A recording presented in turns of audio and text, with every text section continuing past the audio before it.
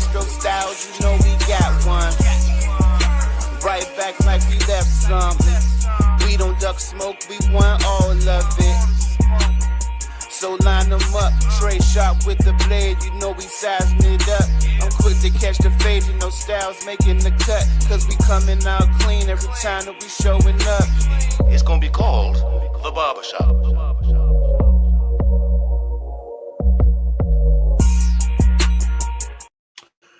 What up, folks? Welcome back. It's a brand new episode this week of the Barbershop Sports Talk Podcast.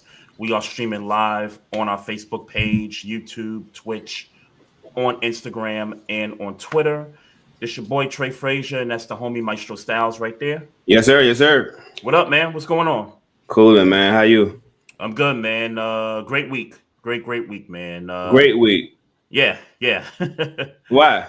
Great week. If you don't mind me asking. Reason. No reason. Oh, just good energy. All right, respect. Yeah. That's all. Feeling really good. The weather's nice out. I just came from outside. I was at Nate's soccer practice, first soccer practice for the spring session, and it just so happens, man, we getting this nice 65. I think it's 65 degrees out. Something like that. Yeah, it's nice. It's nice. You know, I got a little trick because yesterday it was dry, windy as hell yesterday. But you know, this that time in it.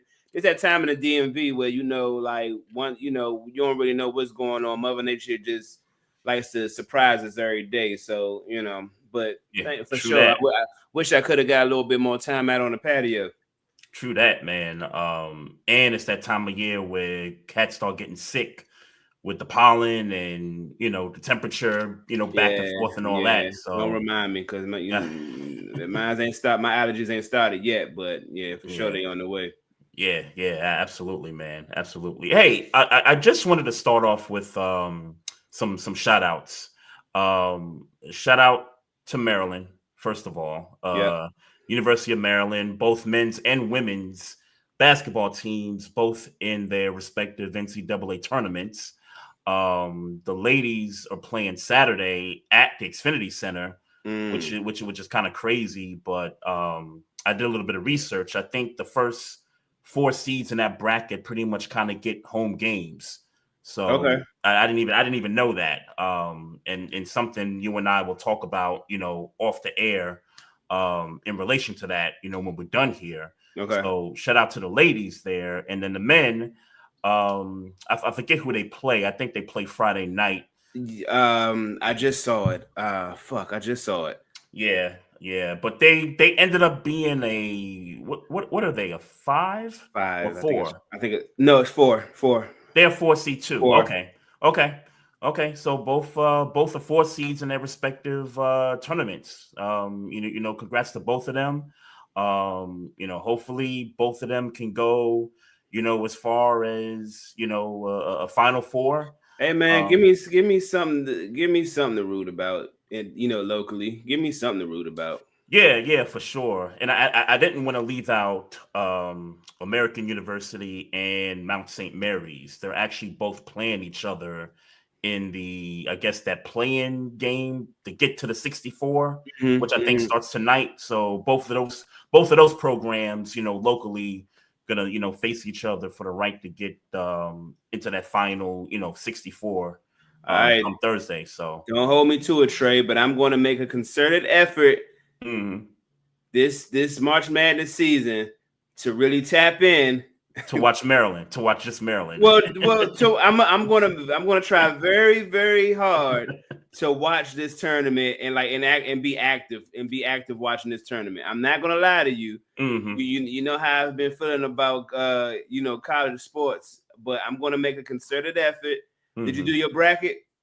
I didn't do a bracket yet. Okay. I got time to do it. I don't like starting the bracket when these 4 playing games start, because I still really, even though it's the playoffs, it really still don't feel right. Like, I like to do the bracket when it's the full final 64 in the field. So I'll probably start my bracket tomorrow for both men's and women's. I'm gonna do one for the women as well. Where you doing yours at? Like what platform? Probably ESPN.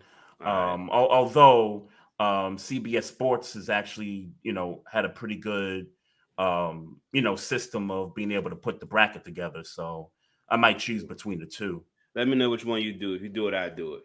Okay. All right. Yeah, that's a bet. That's a bet. Right, I'm just trying to, because like you, I really don't know much about these teams and these players. Obviously, you get all the local teams, that's a good thing because it's something to, kind of talk about. But the only thing that I think is intriguing, and I've been paying attention because my folks back at home been paying attention, is St. John's. Mm-hmm. Their kind of resurgence with Rick Pitino and that team. They've won 30 games this season and won the Big East tournament a few days ago. My man came a long way from that Louisville scandal all them years ago.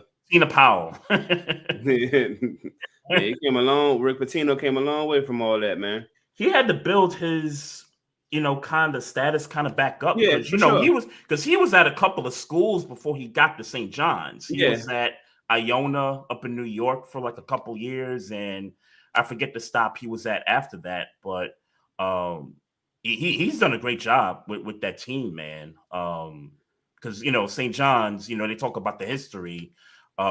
Since 2000, I think was their last Final Four, and they've had problems, over the course of maybe 2 decades, kind of getting into this tournament. I mean, let alone making a Final Four. So, to kind of see this, program being built back up by a Hall of Fame head coach is pretty remarkable to see. So that's a storyline for me. And yes, it's, a little bit of bias, and I'll take the Spike Lee route because Spike Lee's been kind of getting some heat for kind of hopping on the St. John's bandwagon because, all their tournament games was at Madison Square Garden, and that's where Spike loves to live at. So, I'm hopping on the St. John's train as far as kind of following them and seeing just how far they can go as a number 2 seed in the tournament.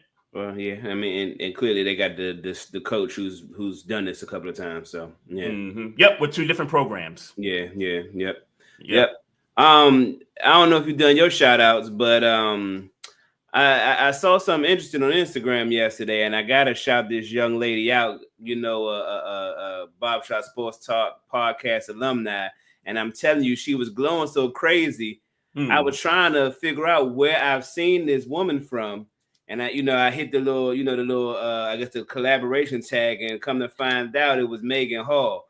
Shout out to Megan. Yeah, she was on like some, and forgive me because I didn't find out like what the play. It was USA Today. That's what I know it was. That's what she works at. Yeah. Okay. I didn't even know that. So I just happened to be scrolling, and I'm like, where do I know this person from? And I'm like, and then I'm looking at it longer, like, oh, that's Megan Hall. I said, hey, shout out to Megan Hall, man. It's always interesting to see people, because I'm sure she's doing fine, but I just hadn't seen her.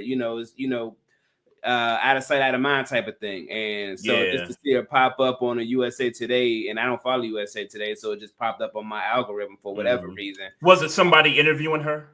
She was they was okay. I don't even remember exactly what they was talking, but I just it was refreshing to see her. She, glowing, she was glowing, man. She was doing her thing. I ain't trying to talk too crazy. I know, with her peoples, but she was doing her thing, man. Shout out to Megan Hall. Last time I saw Megan, on the internet, she did our guys' podcast, Courtney Harden. Yeah, she did her show. I tuned in for several minutes just to kind of, show some support and everything. But she's, since she's been on here, and I guess it's been, and it's been almost a couple of years since she's been on. But since then, she's kind of skyrocketed to a status where folks are reaching out to her for, the tips and the stories and she want to know the news. I put her in the category with Roz, Christina Williams. You probably don't know these names, but Christina Williams. I know Roz. Well, some of the names you probably don't know, but you do know Roz. But Roz, Christina, Natalie Esquire, and our good friend Tarika. who was on here a few months ago. I put her in that, same class where, when it has something to do with women's sports, college basketball, WNBA, breaking news, like she's there. She's tapped in. So that's what's up. Shout out to Megan Hall, man. Rising star for sure. Hey, man. Hey, don't get too Hollywood on us, man. Don't get too Hollywood on us, Sean. I know, right? Because you do. You and do I'm joking. Appearance. You can get as Hollywood, and she can get as Hollywood as she want. I'm just joking. And I'm just joking. She can get as Hollywood as she want. Hey, I tell you what, if we get her back on, which I'm sure we'll get her back on at some point. I'm definitely looking forward to that conversation since all the success has transpired for sure. For sure. So is it possible? Again, it's just me scrolling through Instagram. Yeah. Is it possible for an NFL? What defines an NFL bust? I would say 3 years of underperforming. I would say. Is Daquan Treadwell a bust? See, that's hard for me to say because I didn't follow him throughout college, so I don't know how good he was in college versus. I know he was drafted high though, top. He was drafted high. Okay, top 20, first round. Yeah, okay. First round, top 10 that year. First round. I don't remember what year it was on top of my head, but yeah. Well, and I don't hear his name a lot in these NFL. I saw the debate online because he's entering his 10th year. And it's been that long. Yeah, wow. He's entering his 10th year. I think he's going to the Chargers this year. Who by the way are just picking up any and everybody they can fucking pick up right now. But you're going to the Chargers, and the debate was, is he a bust or how can you be a bust? I mean, obviously he didn't, put up the numbers that a first round draft pick you would think would put up, but he's here for 10 years, and then I saw the Kwame Brown comparison in some vein. It's like, some people call Kwame Brown a bust, but how can you be a bust when you've been an asset to an NBA team for so long? I would call him a bust. Okay. I'm sorry. Because like you said, you drafted that high. Has he been top 5 in anything? Never. Yeah, come on. You ain't really got to ask that. That's what I'm saying. Now, I know the answer. I'm just putting it out there just for content purposes. But well, how far you got to be? I mean, because obviously all top draft picks don't become the best players in the league or even top 5 players in the league. Yeah. So how top if he was ever top 30, would you consider him a bust still? Top 30? Like if he was the 30th best wide receiver at any point in his career, would he still be a bust? Yeah. Really? I thought you were saying top 30 as far as the draft concerned. So I was No. I mean, like if at any point in his 10-year career he was considered the 30th best wide receiver in the NFL. The 30th best? Yeah. 32 teams. Yeah. You think so? Yeah. I don't think so. Yeah. It's 32 teams. So number wise, he would be a number one. I mean, he would be a number one receiver on an NFL team. So I get what you're saying. Just because he's a number one on a particular team, don't mean he's a number one receiver. Sure, but you know what I'm saying. Sure, and just because you're the number one on that team, don't mean you putting up not even top 15 numbers. I've seen teams as number ones be ranked, in the 20s as far as like yards, catches, and things like that. And a lot of that has to do with the type of offense that gets ran. But I don't know that it's simple as you put him on one of the 32 teams in the league as the top receiver, and he's still not labeled a bust. If he's drafted at a higher position, but just so happens to be a one on a particular team, and he puts up 800 yards, 900 yards in a season, like that's not cutting it for me. So in your mind, is Baker Mayfield a bust? Obviously not, right? No. So what, in your mind, he's never been a top 5 quarterback. Top Some 15. would say he's top 5 this year. I don't know if you've seen this dude's numbers this year. I mean, but keep it a buck. Keep it sure. Numbers are a thing, but keep it a buck. He's not a top 5 quarterback this year. Look. Generally speaking, nobody's putting him in the top 5. But when you look at the performances and the numbers, those are top 5 performances. Those are top 5 numbers. That's the reason why people aren't declaring him a bust, because he's. And by the way, I agree with you. I agree with you that he's not a bust. I'm trying to draw some type of a parallel. Baker might not be the best parallel though. Well, I know. Maybe. I'm just trying to find one.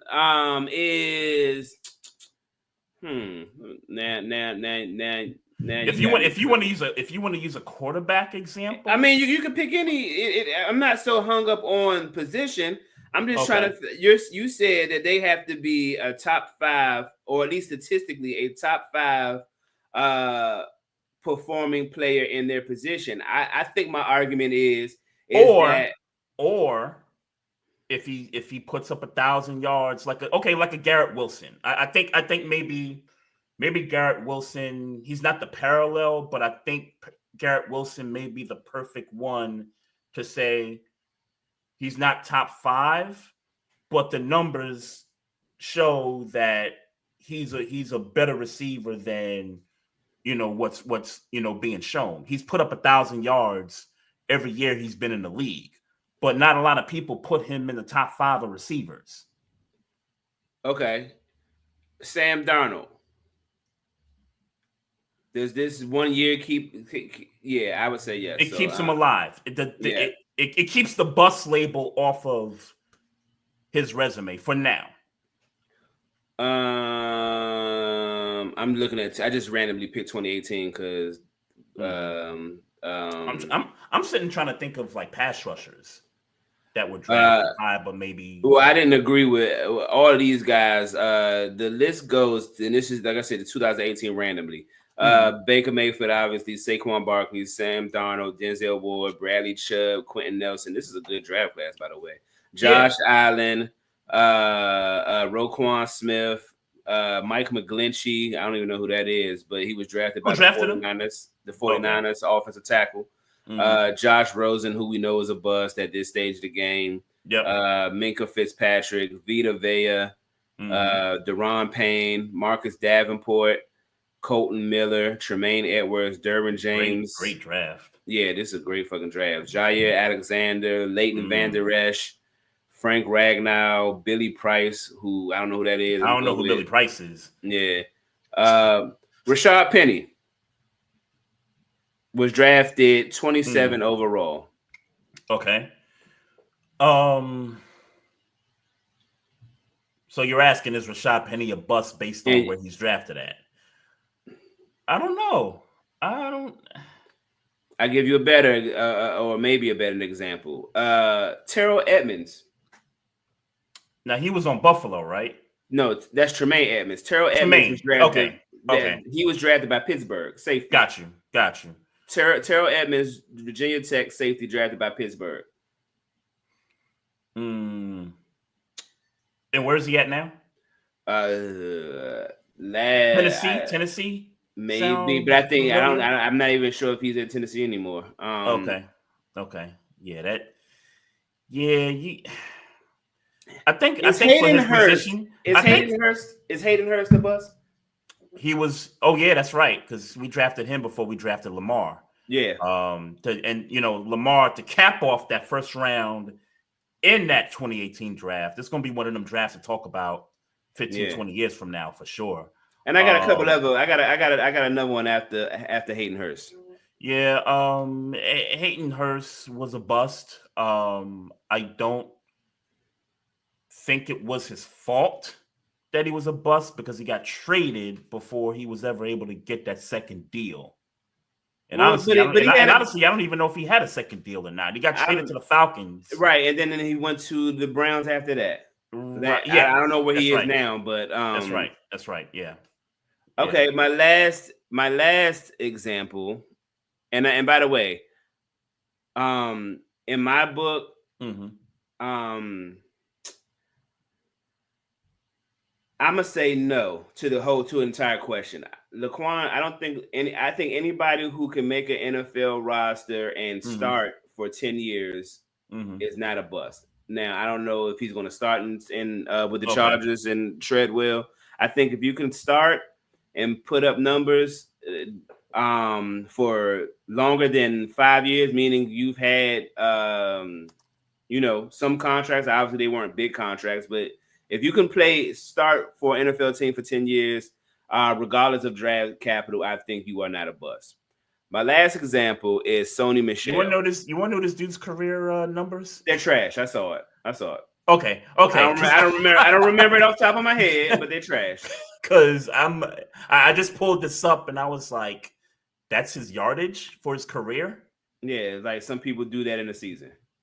Yeah, right. He a bust to me, bro. Okay. I can't. Yes, there is something about being able to be on a roster for 10 years straight. I get all of that. And I'm glad he was able to make whatever money he was able to make off of being in the league for 10 years. Which, by the way, ain't a whole bunch of money. Like, sure. It's not big money. Yeah. I get that. But it's more than me. I'll tell you that. Yeah, comparatively. Yeah. Right. It's more than me. But, credit to him. Yeah, those are bust numbers for me. Okay. Sony Michel, where drafted by the Patriots. Last I remember, he played for the Rams for a brief little spurt. Is he and he was a first rounder?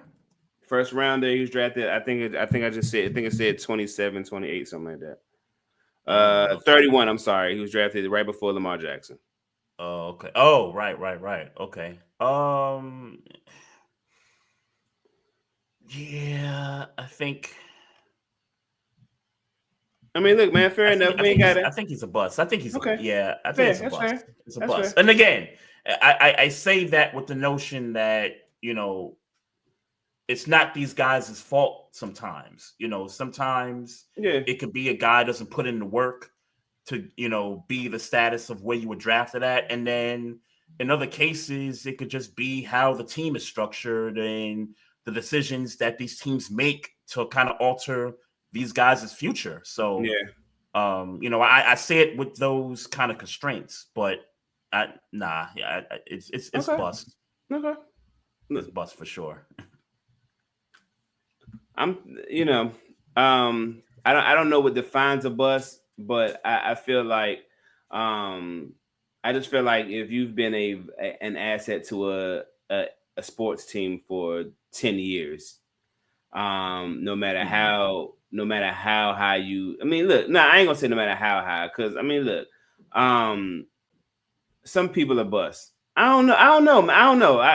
It was just on my mind.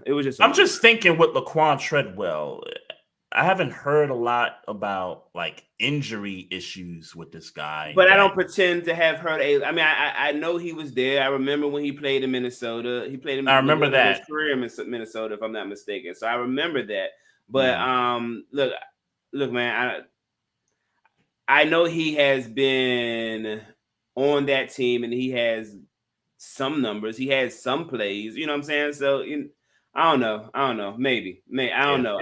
15 yards receiving his rookie year. Yeah. Mm-hmm. 15 yards receiving. The highest he's ever was in Jacksonville in 2021. 33 catches, 434 yards. Okay. And only one touchdown. And where would you as far as wide receiver 1, 2, 3, 4, that's what in your mind, that's wide receiver what numbers? 4. I mean, in some cases it might be 5. To be honest with you. I mean, when I look at these numbers and these splits from season to season, I mean 15 yards to, and I'm just going by totals per year, 200, 302, 184, 49, Yeah, the 434 in Jacksonville, and then after that, 42 and 16. And he got burned, and he barely got burned in Indianapolis. Well, I think isn't he going there in Indianapolis, or is he going to Chargers, like I said? No, he was on the Indianapolis roster this past season, but didn't get no burn. So Darius Hayward-Bay, would you consider him a bust? You remember Darius Hayward-Bay? I do. The Raiders. I remember that. And then he went to Pittsburgh for I think it was a couple of years with Pittsburgh. Because he was drafted number 7 or 8 that year. I don't remember what year that was, but 7 or 8 by the out of Maryland from the to the Raiders. That's right. Former Terp. That's right. Yeah. I don't. Because I say no, and I'm sure his numbers are better than Treadwell's. My immediate reaction is no, just because he was productive with the Raiders and with y'all for a little bit. He was definitely. He was. I mean, I remember more of his term in Pittsburgh when he was older. But I mean, he was he that good in with the Raiders? He was good with them. I mean, the team was bad, but I thought individually.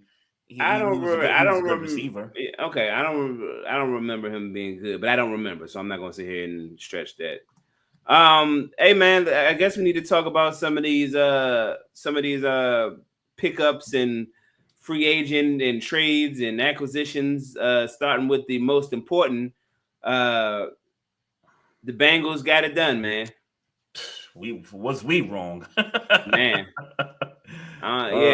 That news dropped on a Sunday night, man, when folks is getting ready to go to work on Monday. 4-year deals for both of these guys. 4 years, $161 million for Jamar Chase, highest non-paid quarterback in the league. And then T. Higgins, 4 years, $115 million. Hey, man. But I can tell you one thing, Trey Hendrickson is gone. That's for certain. They've allowed him to test the market. I saw it before we got on. They're allowing that was a thing for about 2-3 weeks now. Mm-hmm. Was him testing the market. So it was okay, true. But because they were saying, because I recall a lot of people saying, like, dog, we're not giving you that for Trey Hendrickson. Mm-hmm. Yeah. That's been on the table for quite some time. Now, some people might look at this as, this is going to hurt the Bengals in the long run. Some people look at this and say, well, they did right by Joe Burrow. I'm going to lean on the side of they did right by Joe Burrow because Joe Burrow wanted to keep both of these guys. We know the Bengals all these years are notoriously cheap, and they've turned a new leaf. I mean, they're doing some big things, man. Well, more than that, maybe more than they're doing things different. Mm-hmm. I named Joe Burrow as a generational talent. Jamar Chase is a generational talent. T. Higgins, that's more of a, if I gotta look out for the whole crew, and that's good. But I mean, no disrespect, like with all respect to Chad Ochocinco, he ain't triple crowning nothing. You know what I'm saying? Like Jamar Chase is a generational talent. Easily with respect to Carson Palmer, Joe Burrow is the best quarterback that's ever played for the Cincinnati Bengals. Yeah, that franchise has a history of great receivers. If that makes any sense. Good to great. Like AJ Green was solid. Put up 1,000 yards every season, was a problem. You and I know that. Ocho was a problem in his heyday. Even look at the number 2s for Cincinnati. Hushmanzada wasn't no slouch. Boyd, the number 3 before he went off to Tennessee, he was good. T. Higgins, who we clarify as a 1 on other teams, they've had a history of good to great receivers over the course of their history. Yeah, I guess I can't disagree with that. But like I said, look, I'm willing to say it right now. No shade to Chad Ochocinco. He's the best wide receiver that the Bengals have had. History. All time. Already.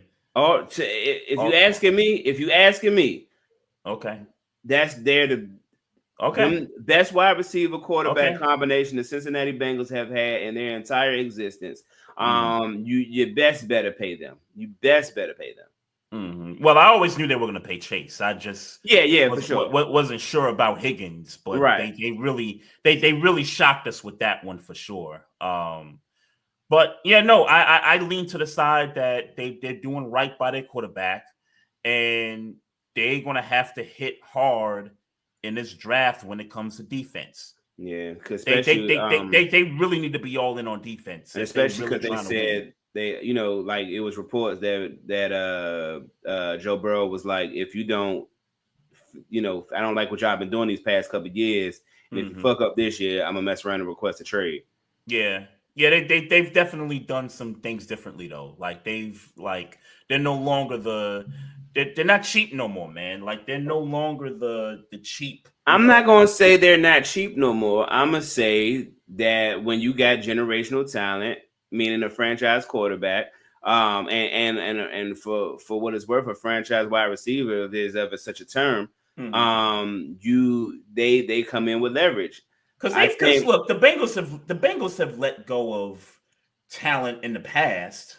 I don't. Ochocinco is generational talent, but he the antics, quote unquote. And I know he did nothing outside of the law in Cincinnati, but like Jamar Chase, for the most part, goes to work and performs. He ain't getting you no whole bunch of flags for celebrations. He ain't doing a whole bunch of bullshit, not bullshit, but talking shit in the locker room. He ain't doing all that shit that Ochocinco was doing. So for me, the way I'm seeing it, I think that the Bengals just is like, look, we can't mess this up. We could mess up Ocho, and I don't necessarily remember how Ochocinco ended up exiting from Cincinnati, but I gotta believe that they felt like at this stage of the game, they've had some good players though over the years. Maybe not generational talent, right? And that's what I'm saying. You can be cheap with non-generational talent, and that's no shade to Ochocinco. I think he's a generational talent. It's just that he had bullshit on the side of it. You know what I'm saying? Jamar Chase is a generational which they talent. Embraced, by the way. The Bengals embraced that. Let's be clear. They define embrace. I don't think they enjoy getting flags for getting flags. Was that even a rule? Back then, I feel like he was the reason. He was one of the reasons that they changed it. Maybe the reason that they changed it. They started enforcing celebration rules. Okay. Him, like when Joe Horn took the cell phone off from the goalpost, like people were starting to get a little too crazy for the NFL's liking. And then they started to make bans. But I want to say that Chad Johnson or Ochocinco was one of the main ones that the NFL was talking about when they decided they wanted to be a little more stingy with the celebration rules. I for certain think it was Chad Ochocinco, like the main catalyst of it. And I don't think that Cincinnati enjoyed that too often. Well, I think over the years, and maybe AJ Green may be a better example of that, because I think the way they handled AJ Green was, hey, here's an extension, and he took it. So I think with them letting this get to this point and seeing other guys getting big money, it's like, all right. We got to pay it, and it goes along to what you're saying. It's you don't let that kind of talent, walk out the door like that. So wherever they got this money from, whether it's underneath the toilet or under a mattress, they found the money, and they paid these two guys. So and congratulations to them if we didn't say that. Congratulations to Jamar Chase, T. Higgins should deserve it. Deserve it. That's it. That's it. And that's all. Still want to beat y'all. No doubt about that. Still want to. Well, look, man. Look, that defense. I don't believe that defense is going to be good next year, just like they wasn't good this year. Now, hopefully they got to kill it in the draft. They got to kill it in the draft. Yeah, but if they want, I don't know. Because look how Philly was doing it. I think this is the perfect parallel. The Eagles paid both of their receivers. Now, granted, it's not as much money as what these two guys in Cincinnati are getting, but right. There was rumors, hey, if you pay AJ, you're not going to be able to keep Devontae, and they proved everybody wrong. They paid Devontae Smith, and they drafted some studs on defense over the last couple of years. I mean, yeah. I mean, sure. So you gotta. I mean, yeah, it's Howie Roseman. He's the best right now. Somebody in that Cincinnati front office gonna have to pull a let's be clear. a Howie Roseman. And there ain't no Howie Rosemans in Cincinnati, so we can go ahead and kill that noise. We can go ahead and kill that noise. They got a lot of holes on defense. I mean, pretty much at every level. At every level. And for what it's worth, I think Trey Hendrickson is gone. Yeah. I think he's gonna get traded. But he's got a year left. Am I hearing that correctly? I think he's got a year left. He's not a free agent. Oh, I thought it was a free agent. No. Okay, I thought it was a free agent. Yeah. Oh, no. Dude, you don't think he'd be on the team by now if he was a free agent? Yeah, that's true. Man, yeah. I think he's got a year left. Mm-hmm. So, but they don't want them to go for nothing. So that's why you try to get something for him right now. Yeah, for sure. Let's stay in the AFC North, man. Yep. The Baltimore Ravens get them a backup quarterback, man. Cooper Rush goes to the Baltimore Ravens, man. And look, I know you. I saw that you didn't per se like the move.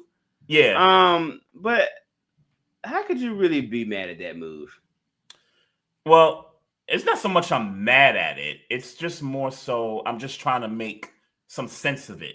And I'm just kind of going through some history here while Lamar's been the quarterback. And I think they've done a good job of bringing in backups that, God forbid, something happens to Lamar Jackson, that the offense doesn't change, drastically, right? Okay. So Cooper Rush comes in. If something happens to Lamar Jackson, I think that playbook goes through a bunch of changes for Cooper Rush. That's just my opinion. Look, I'm not a Cooper Rush enthusiast or nothing. I don't think it changes. Look, obviously, it changes. Cooper Rush ain't as fast as Lamar Jackson. Like, you're not running no options. You're not running no quarterback runs. You're not designing quarterback runs for Cooper Rush. You're not doing that. But I think Cooper Rush is a accurate enough quarterback.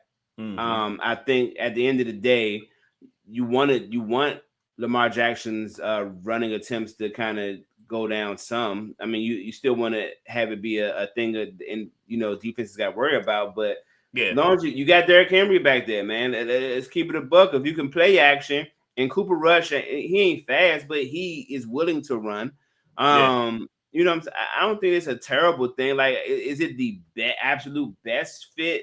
I don't know, because I don't know everybody who's out there. I mean, like, would you be happy if a Trey Lance got picked up by Baltimore? Is that what you feel like would be? It would make sense for me. It would make sense for me because Trey Lance has legs and he can make plays with his legs if he has to do so. Sure.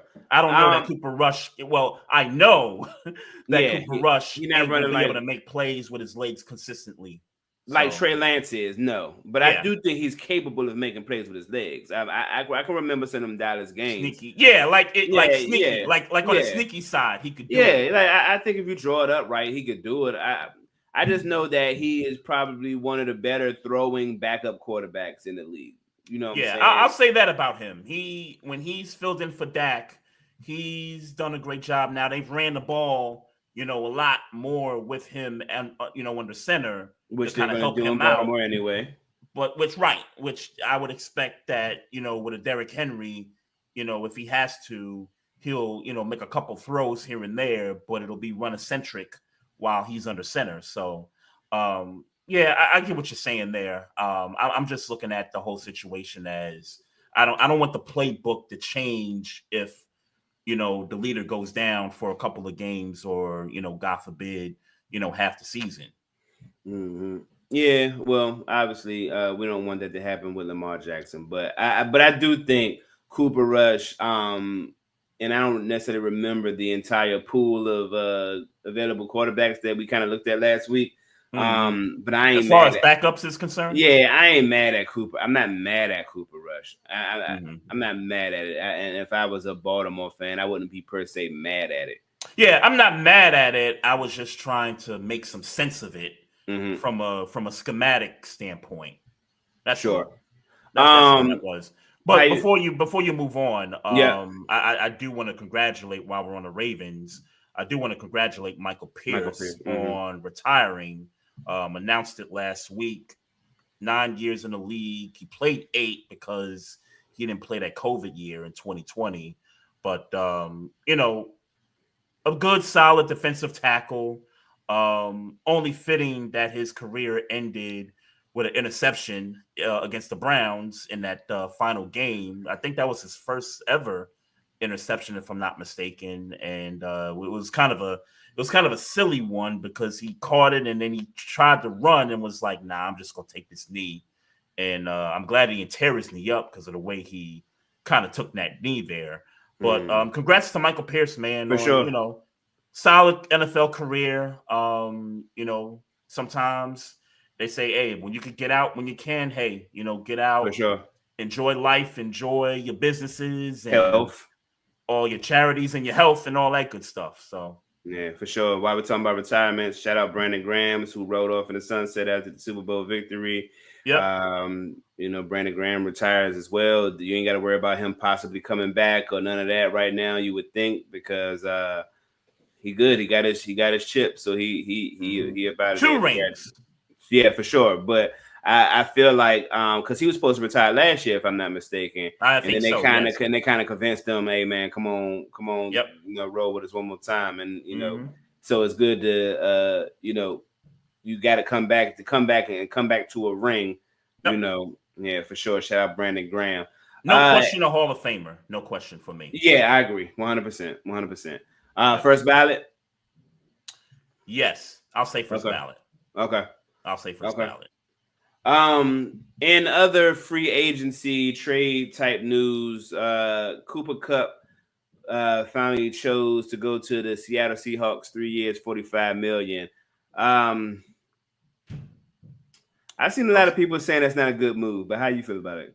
I was getting worried about the Seahawks for a minute because of the departures, the trades, and it's like, what's Seattle doing? Are they just trying to just retool or reload or, start over? Like, what's going on here? And then they give Sam Darnold the big contract. And then they give Cooper Kupp this contract on a 3-year deal.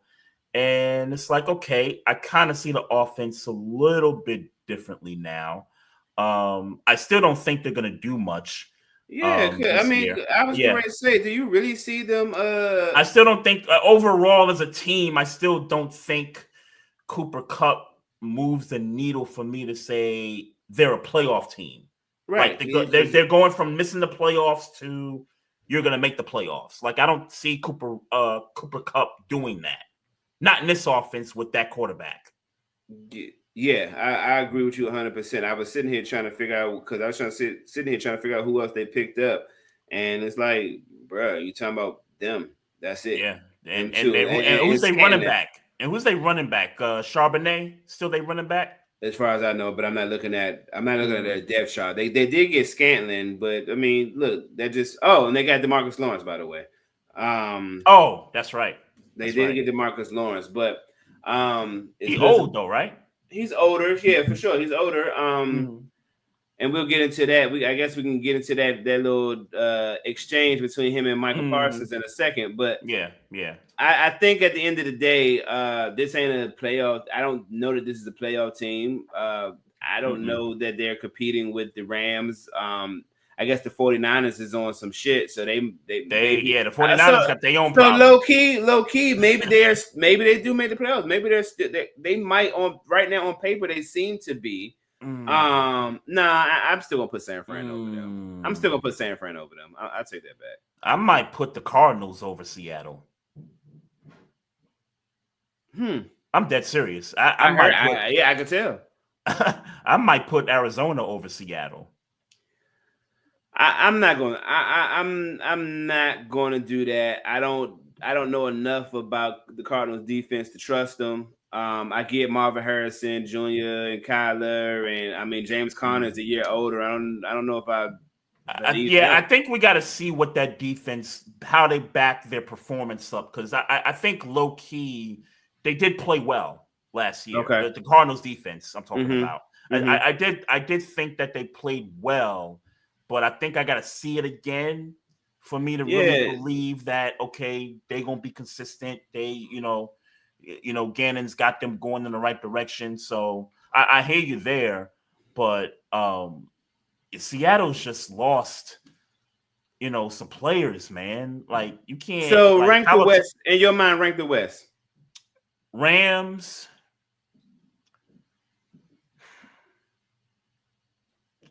I think Seattle is definitely last. So I'll put Rams first, Seattle last, and you can. I mean, honestly, it's a toss up. You could flip flop 2 and 3 between San Francisco and Arizona. I mean, San Francisco's lost a lot. They've lost a lot, and that's reasonable. But it's also reasonable to say that they're well coached. The system, right? Yep. Those things. Mm-hmm. I mean, look, we're gonna find out about Brock Purdy for sure. But our history would say that Brock Purdy is a good quarterback. Look, you know what I'm saying? Mm-hmm. I'm not gonna, I won't. They got to figure out if they're gonna pay him $45 million. What would you do? I think you have to pay him $45 million. Because what are we talking? We're talking the Super Bowl year, and then I guess he had when he got hurt. He had this bad, and I won't even say bad year. Would you say bad year this past year? I wouldn't call it a bad year. I call down it a down year. Yeah, right. I would call it a down year, but I don't know that I'm ready to pay him yet. Like, I think this might be the type of season where you get a chance to look at him without a Debo and possibly without an Ayuk, because there's still those rumblings about him getting, traded off, even with the contract that he got. Mm-hmm. So I think this would be the season where if he does perform better than last year under these circumstances, then I think you have to pay him. But I think given the 49ers history, but here's the thing, quarterbacks, they haven't given quarterbacks big money. Like since Garoppolo, like they haven't really given quarterbacks big money. But don't at this point, the 49ers are putting themselves in a position to have to overpay if you don't pay him now. And I get $45 million sounds like a lot of money because it is. Mm-hmm. But if he goes out and has a decent statistic year and they make the playoffs, first round exit type shit. Mm-hmm. Now you're talking about a little more than $45 million if you're Brock Purdy. You're not about to give me whatever you're not about to give me $45 million. Now I want 50. Now I want 55. Yeah. And I think the Niners are the type of team or the type of front office where if there's another option at quarterback that's a cheaper option, That's true. They're gonna go for it. Yeah, that's true. I don't disagree with that. Yeah. I don't disagree. Like Kirk Cousins, that whole Kyle Shanahan, Kirk Cousins marriage thing. Like if he out there, they'll make a move to get somebody cheaper in there. I mean, they did it with Trey Lance. Trey Lance was the dude we thought, and Brock Purdy started them games, and it was like, see you, Trey Lance. Yeah, but I do think that would have eventually became a money thing. Mm-hmm. But I mean, why? And I know you're probably more of the ilk of have two good quarterbacks. That's not a bad problem to have, but. Man, don't handicap Trey Lance, man. Once you saw, I didn't like it. Look, you know how I felt about that. Yeah, once you saw Trey Lance, Brock Purdy had that year. He had that with Trey Lance out, and I was saying it all that year. Trey Lance is gone. You know what I'm saying? Because even just what it was a cheaper move. It was a future cheap move, but it was also like, hey man, get that young boy an opportunity to go out there and go get some money somewhere else. Mm-hmm. It was also, I think it was also that. Yeah. I guess. Which is why it wouldn't surprise me either way how they handle this Brock Purdy situation. Yeah, for sure. So DeMarcus, I guess getting back to the NFC West news, DeMarcus Lawrence is traded to the Seahawks. Seattle Seahawks, and Micah Parsons had something to say. I guess first of all, DeMarcus Lawrence was in some way, shape, or form asked about the Cowboys. And he said something to the effect of that Dallas is home, but I know I'm not going to win a Super Bowl there. And then Michael Parsons retweeted and didn't like that shit, called and said he was on some clown shit. And DeMarcus Lawrence replied saying basically, it's not going to change the fact that I'm telling the truth. Yep. And then shot at Michael Parsons saying that if you spent less time tweeting and put more energy into winning, he, meaning DeMarcus Lawrence, wouldn't have left the Dallas Cowboys. Your thoughts? All facts, 100%, man. I got no problem with him saying it. Anything that's tied to the Cowboys is always going to get traction media-wise. So, I just sat back and just ate the popcorn, man, and watch these two guys go back and forth. But DeMarcus Lawrence said, facts like they're not going to win a Super Bowl in Dallas because the standard in Dallas is not winning Super Bowls, not winning championships. So now I agree with Stephen A when he said, where you saying that and you on a team that's questionable to even make the playoffs. So I do see Stephen A's point in that. Like, it ain't like you just went to the Eagles or Kansas City or Baltimore, Buffalo, or anything like that. You went to the Seahawks where we're trying to figure out how this team is about to move. Like, you know what I mean? I wonder how much more. I wonder what the money was. Do you know what the money was like? I don't know what the money was like. I don't. But I'm with him, man. It felt like Seattle ain't winning a Super Bowl no time soon, either. No, they're not. They're not winning a Super Bowl at any point of the rest of DeMarcus Lawrence's career. He is not winning a Super Bowl. That if DeMarcus Lawrence got 5 years and that's being generous, they're not going to win a Super Bowl. Yeah. Hey, look, if you believe in Sam Darnold, I got no problem with that. Yeah, but he don't. So I mean, I'm sure he likes him. I'm sure he, I'm sure he saw what he did in Minnesota last year and said, "Ooh, it's a good quarterback." But bro, you don't believe that. You don't believe in the receiving core. You don't believe in the offensive line, talking about. You don't believe in nothing in Seattle that says we're going to win the Super Bowl. You just don't. No, not at all. Hey, shout out to the Hispanic Causing Panic 17 in the IG Live podcast, my homie from Brooklyn. The Frozen Pirate podcast. Appreciate you in the chats as well. Yes, sir. Pittsburgh still ain't got no quarterback, man. Yeah, man. It's interesting you tried to bring that up. I was gonna bring it up on my own, but I'm glad you did. So I have some thoughts. I was thinking about this yesterday because I knew it was going to come up amidst Aaron Rodgers having not signed yet and Russell Wilson not having signed yet over the weekend. Somebody made it seem like he was definitely going to sign with the Giants over the weekend, and and that hadn't happened yet. So I got a couple of thoughts. If we are not going to get Aaron Rodgers, what would I do if I was in their situation? Number one, and I get it, it's a gamble, but hey, man, here we are.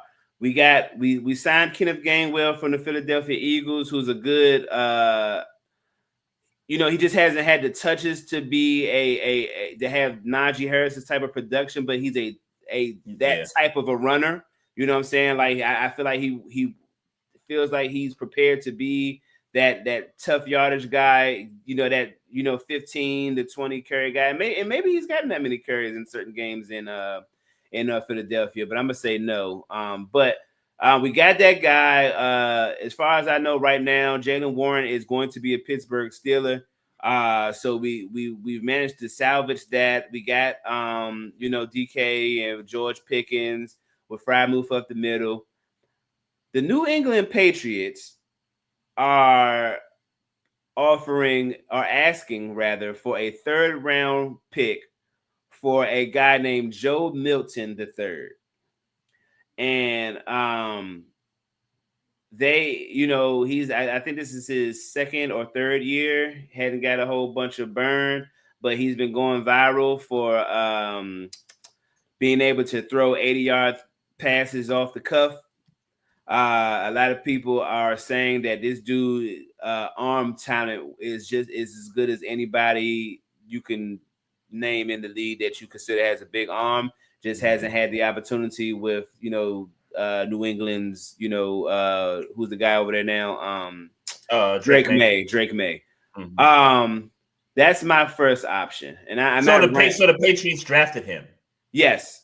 Okay. Yes. Okay. That's my first option. Mm-hmm. My second option. This bothers me, but he just hasn't had an opportunity. Why not give him one? We need to call the Cowboys about Trey Lance, or he's a free agent actually. So we might need to see about Trey Lance, and just give him an opportunity to see if he can beat out Mason Rudolph. And I'm saying this for all the guys. See if he can. By the way, because I'm waiting for you to mention Mason Rudolph here because he signed with the Steelers last week. He's there. Yep, he's there. 4.5 a year, 2-year contract. Look, hey, man. Let me be clear about my stance on Mason Rudolph.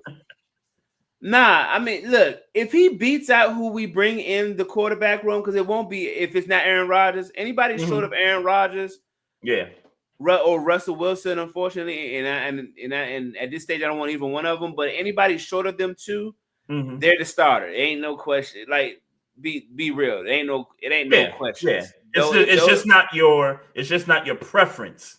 It's right, but you want a quarterback. Yeah. But I would love to be wrong about either one of them if we bring them back in. I would love to be wrong. But if any of those two come into the locker room, those are the starting quarterbacks. It ain't even no need of me getting excited or anything. But Mason Rudolph. Yeah. I guess if any of these options go my way, Mason Rudolph would be the default number one quarterback. But these other guys should have an opportunity to beat him. Third option.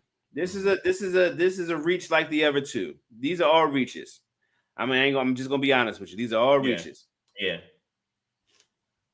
Do you think Jordan Travis can get healthy by let's say training camp? Yes, I actually was hoping Jordan Travis. I'm sorry. Yeah. I was actually hoping that he would have a chance in New York. But obviously with Justin Fields there now, that opportunity for him to start is no longer there. So if y'all reached and asked about him, I mean, I guess from a Pittsburgh standpoint, I guess you can't be mad at that. Because these are all cheap options, by the way. None of these options are expensive. Sure. None of these I got you. Yeah. So if we can get somebody, and look, because it's even one, because we're even doing, these are young options. These are young, cheap options that we could possibly utilize and then try to groom to be a franchise quarterback, maybe. So, you know what I'm saying? So this is why I'm here. Like, we need to figure out who our franchise quarterback is. So, I don't think you want a Mac Jones either, bro. No, he's I know we brought his name up last week. And I meant no last week. I don't want Mac Jones. I don't know that's the guy you want. Yeah. My fourth is the draft option. The guy who keeps coming up is Jackson Dart from Ole Miss. I'm not gonna sit here and act like I know anything about him. I do have intentions on looking up some tape in the next week or two on Jackson Dart, but I don't know enough about him. But Some people are saying that he will be available at 21. Some people are saying he won't be. Shedeur Sanders is not going to be available at 21. Nope. Ward won't be available. Yeah. So my last option, a lot of people think this guy's gonna. Man. Yeah, I thought about this yesterday. A last option, this guy will possibly be available in the third round, is Jalen Monroe from Alabama. Which is crazy because just a few months ago they was talking about him being a first rounder. Right, I know, but I a lot of folks are saying, just in me, reading and I was thinking about this shit yesterday. Mm-hmm. A lot of people are saying that Jalen Monroe may be available in the third round, or that he would be worthy of trying to trade up to the second round for. Mm-hmm. So, but you wouldn't. But if he was there in the first round, you wouldn't get him in the first round. You would wait. Draft specialists suggest that Jalen Monroe is not a first round talent. Yeah. That's why they got scouts, man. Look, and, you know what I'm saying? Because I will add it to my list of things to do this week when I'm scrolling YouTube, is to watch Jalen Monroe highlights and watch a couple of games and try to decide, is that somebody that I would think I would try to draft in the first round. But as of right this second, draft specialists say we shouldn't be trying to draft him in the first round. Yeah, them draft specialists have been obviously. Yeah. But you don't want a Darius Hayward beta situation either, though. Of course, you know what I'm saying? He was not a first round talent, of course, in the NFL. So you know what I'm saying. So every year this thing is a crapshoot, man. Obviously. Every year, man, you don't know who's going to be Omar Khan don't need that stain on his resume right now. He's doing good things for the most part. We don't need that stain on our resume of overcompensating for a Jalen Monroe. With all due respect to Jalen Monroe, but Dart could be there though, and I know people that talk about him with his stock rising, or Mel Kiper specifically is the last guy I remember saying that he does not feel like Jackson Dart is going to be available at 21. Yeah, and that usually when pundits talk like that sort of raises the kid's draft stock up. Absolutely, absolutely. And I don't have the draft order on obviously on hand, but I mean, look, I know Cleveland's ahead of us. I know, what I'm saying? I know some people that's ahead of us. 2025 draft order. Let's see who's it. This shit went to 2024. Hold on, 25 round by round. Tennessee. Who's their quarterback? Tennessee. Yeah, Will Levis. Will Levis. Yes. So they need a quarterback. The Browns need a quarterback. The Giants need a quarterback. The Raiders got Geno, so they good. The Panthers are good. The Saints are good. They may. That could go either way. The Saints. The Saints are not drafting a franchise quarterback first round after Derek Carr just restructured his deal. Oh, he did restructure. Okay, he did restructure. I didn't know that. Yeah. Okay. So the Bears obviously don't need one. 49ers, no. Dallas, again, first round, no. Dolphins, no. Colts, no. Falcons, no. Penix. Cardinals, no. Bengals, no. Seattle, no. Actually, now that I'm looking at it, like I could see Jackson Dart maybe being available at 21. Because I'm looking at if he's the third quarterback to come out, and you got you listed 3 teams at the top that need quarterbacks, right? Yeah. Right, but I could also see, but look, because with the Giants mess around and get Aaron Rodgers or Russell Wilson. They're in that sweepstakes. I mean, the two teams that would appear are sold on drafting is the Titans and the Browns. because they could be trying to avoid drafting a black quarterback. Did I say that out loud? Yeah, that part. You know, so anything's possible. Anything's possible for sure, man. So it sounds like I need to go do my research on Jackson Dart for certain. Because that looks like that might be an option, but I don't know. Let me just hold my pessimism until I actually.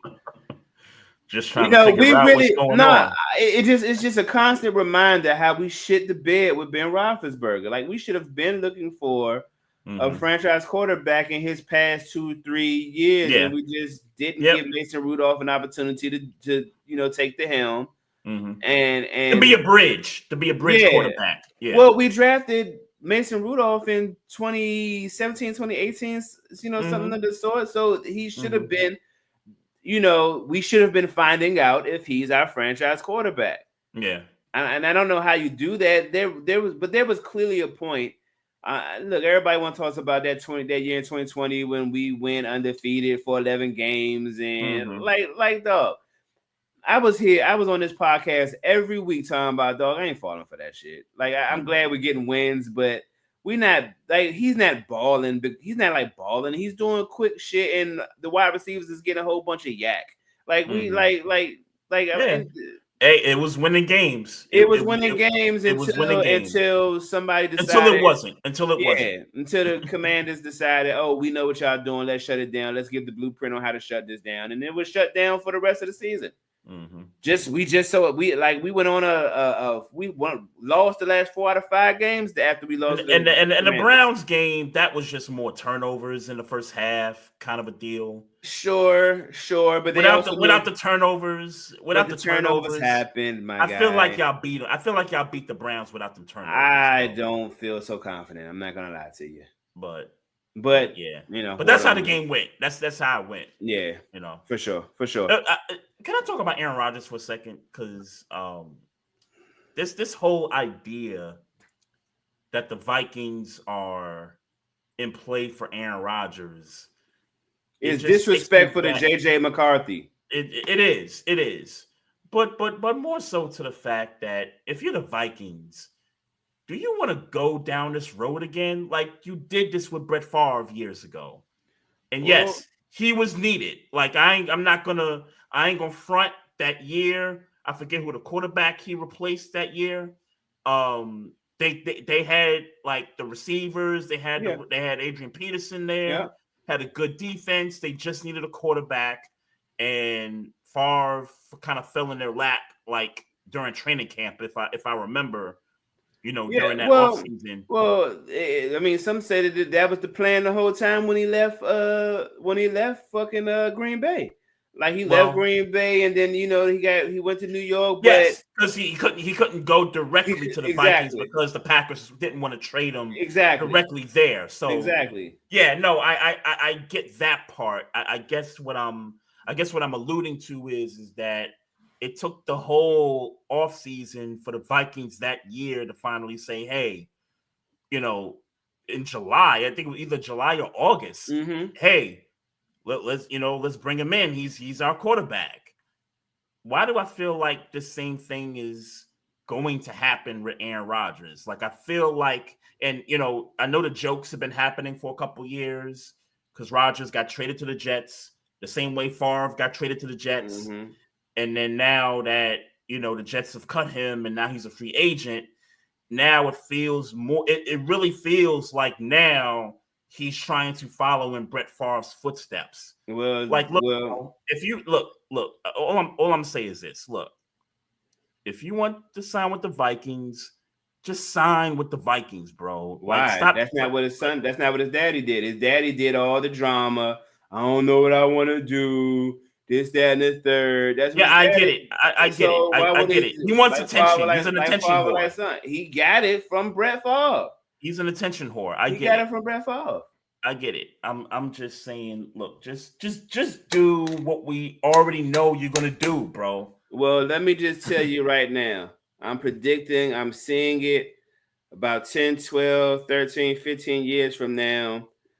Aaron Rodgers is going to steal food stamps. $5 million worth. So hey man. If he go to Minnesota, we already know what's about to happen. So they're a Super Bowl team in your eyes? Who, the Vikings? The Vikings with Aaron Rodgers. They're a Super Bowl team. I mean, it's certainly a conversation. I just got finished looking at top wide receiver duos. Mm-hmm. I didn't realize people had Mario Addison or Jordan Addison. I'm sorry, so high. Mm-hmm. Yep. Him and Jettas. Yeah. Yep. I don't remember the list, so I'm not going to throw shade to Jordan Addison. No, I think I kind of recall the list. So the Bengals, two receivers. Look, it's obvious who they are. Eagles, two. Mm-hmm. The Rams, with Nakua and Devontae. The Steelers are there because of the Metcalf thing. Although I didn't see, but you know who the duo. Right, the list I saw didn't have those two guys there, but they had Kupp and Njigba. Kupp and you saw a list with Njigba. Yeah. Oh, that's a bullshit. I disagree with that list. Yeah. There ain't no way in hell they a top duo right now. Cooper Kupp and Smith and Njigba. Yeah. I mean, and before you say Debo and McLaurin, they weren't on that list. Debo and McLaurin weren't on that list, man. That's crazy. They weren't on that list. Crazy. But you would put Cooper Kupp and Njigba on the list before Debo, Samuel, and McLaurin. They did that, bro. I didn't see that. That's not the list. That's not the list I saw. I saw. But all that to say, what was I saying? Who was I talking about? Oh, Aaron Rodgers. I forgot about the Miami duo. Yeah, right. Yep. They was on that list too. Yep. All that to say, is Minnesota? They could be. Aaron Jones is still there. Mm-hmm. Brian Flores is still coaching that defense with them young boys. Byron Murphy got an extension in Minnesota. It's a conversation. It's definitely a conversation. I'm curious to know what Vince Wright is thinking right now if this does happen. Well, let's be clear. He's on a high horse right now, and let's be clear. I never thought they were a Super Bowl contender last year. Yeah. But I mean, can Aaron Rodgers, for lack of a better term, Matthew Stafford this for one year and get them there with all the pieces around them? 100%. Yeah. I agree with you. It's a conversation. And I think most Viking fans will tell you, here we go again. with the roller coaster at quarterback. And I think most Viking fans would be like, okay, like we know how this is probably going to end, and the great seasons, and we're going to make the playoffs, but are we really, really going to do something when we get there? Look, Aaron Rodgers is, and let's be clear, I stand on, I believe he's washed. Mm-hmm. But if you're telling me good running game, solid running game, like Brees Hall, you say what you want, but I don't. Mm-hmm. Clearly he's not consistent enough, just based on last year. With all respect to Garrett Wilson, one of the better receivers in the league, he ain't Jettas. Yeah, that team wasn't coached properly. Yeah, right. You know what I'm saying? It's a combination of things. It's a combo of things, for sure. Right. Kevin O'Connell is an offensive coach. He gonna get Aaron Rodgers in a position to be successful. Yep. More so than Saleh and whoever the hell they are. I think I agree with you there that I think Kevin O'Connell will get him right as long as he don't start asking niggas to be like, yo, can I get Alan Lazard to come over here? Can you pull Randall Cobb? Well, it would be no reason for him to do that because the wide receiver depth in Minnesota is a little better than the depth in with the Jets. He's Aaron Rodgers. Sure, but I think another thing that Aaron Rodgers took advantage of is that Robert Saleh was a new coach. You know what I'm saying? Like he don't necessarily got all this shit figured out. Kevin Connell is a newer They're coach. The Jets. Yeah, you know what I'm saying? It's like, the Jets. Yeah, like you was looking for Aaron Rodgers to save this franchise, for lack of a better term. Right. Minnesota ain't looking for that. Minnesota is established for they've been a good team for 3 or 4 years now. Yeah. You know what I'm saying? Like, it's not like Aaron Rodgers come save us. This is like, hey man, if you don't fuck this up and make a couple of throws, we might be talking about a Super Bowl. I just have to wonder, does he want that? I'll leave it at that. I can't imagine Aaron Rodgers not wanting to get a Super Bowl at 4,800 years old. At this stage of the game, I think he can what's the word I'm looking for? Submit to coaching when the team is as good as Minnesota is on paper. And let's be clear, for me, him being on the Vikings this coming year would be great for the league. Like, but it would be terrible for JJ. I would feel so. I'm not a cut. No, for sure for the kid. Yeah, I'd feel bad for the kid for sure. But you talk about entertainment for the NFL. You talk about storylines. Him being on the Vikings would be great theater for the entire season this coming year. Revenge games against the Packers. Against the Packers, yep. Yeah. The whole you're following Favre's footsteps kind of a thing, and God forbid, and don't let him get the Vikings to a Super Bowl. That would be just one more thing he would have done better than Favre. Yeah. Yeah, man. That is. Does that relationship give you Michael Jordan, Kobe Bryant vibes? What, the Favre Rodgers thing? Yeah. No, because I get the paths in teams they played on, but let's be clear. Aaron Rodgers wanted to be Brett Favre when he was growing up. It don't take it's not down to the fadeaway like Kobe is, rest in peace to Jordan, but the whole gunslinger mentality, his Aaron Rodgers' whole style, and I get he did it a little better, a little more accurate than Brett Favre. Ain't a little. Yeah, sure. It ain't a little. His whole style is Brett Favre, though. His style is Brett Favre. Mm-hmm. His whole style is Brett Favre.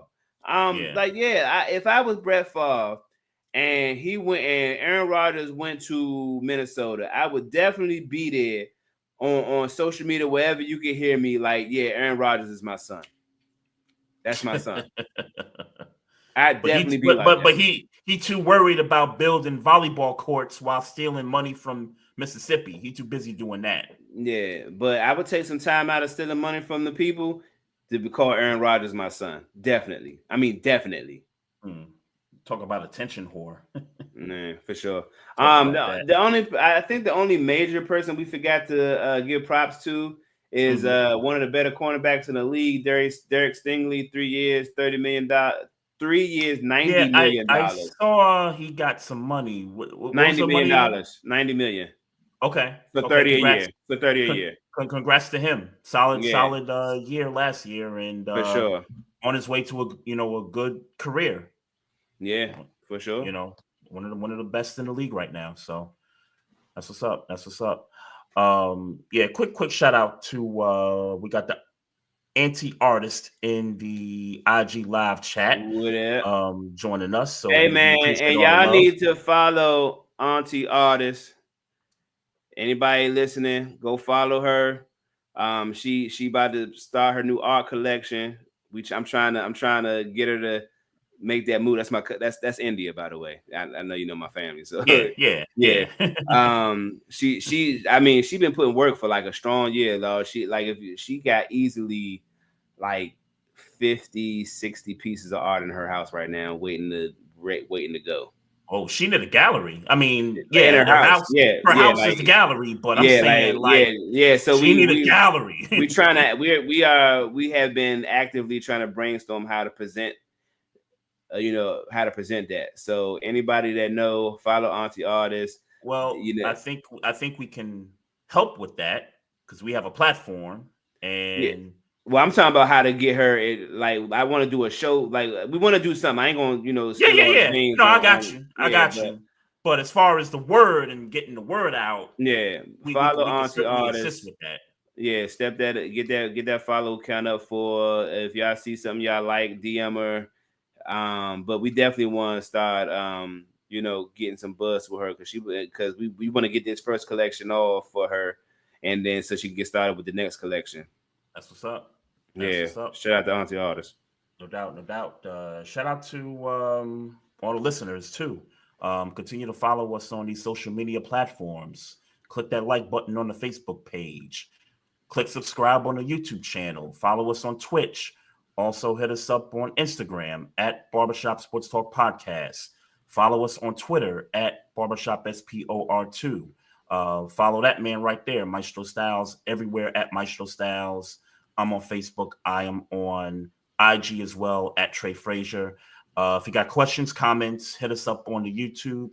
Hit us up on the email at barbershopsportstalk1@gmail.com. And then if you're listening on these audio platforms, iHeartRadio, Google Play, Spotify, Apple, write a review. Let us know what you think about the show. It goes a long way. And this was dope. Yes, sir. Definitely looking forward to next week. Love, peace, and happiness to everybody out there, folks. And as always, mind your damn business. Drink some water. Oh, yeah, we got him. Trey Frazier and Maestro Styles, we got one. Right back like we left some. We don't duck smoke, we want all of it. So line them up, Trey sharp with the blade, we sizing it up. I'm quick to catch the fade, Styles making the cut. Cause we coming out clean every time that we showing up. It's gonna be called The Barbershop.